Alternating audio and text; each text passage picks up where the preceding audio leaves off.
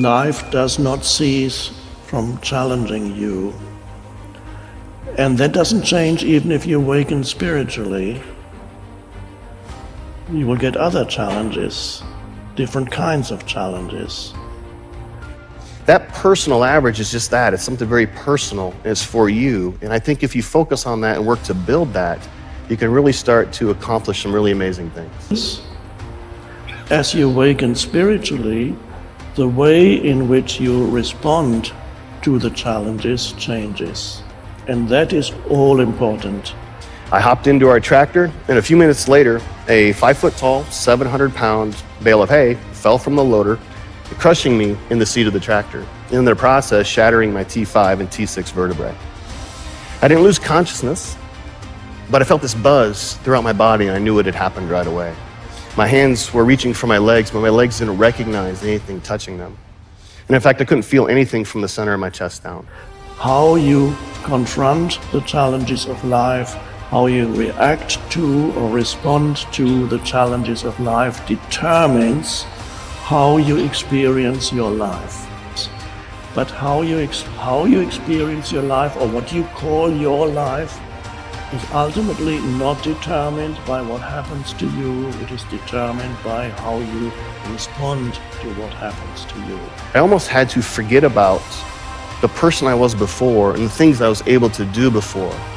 I almost had to pretend it was never me. And I'm afraid if I had not made that realization, my frustration would have turned into something much harder to recover from.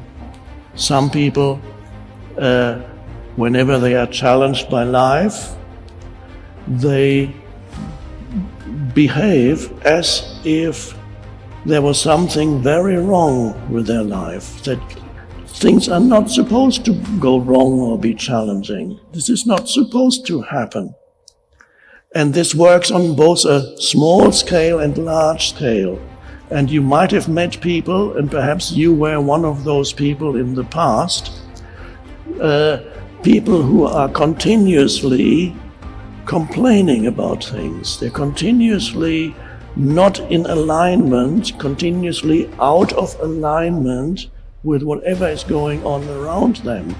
It was really up to me to decide if something was bad or good based on where I was at that point in time. And it was in my control to determine if it really was a bad day. In fact, it was my decision on whether or not I could stop a streak of bad days.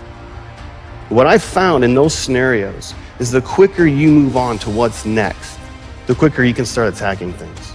And by moving on to next as fast as possible, you shrink the time you spend in those bad scenarios, and it gives more time for the good. And as a result, the good outweighs the bad, your average increases, and that's just how the math works. Stressful means there's a mental projection of where you need to be or should be, but you're here.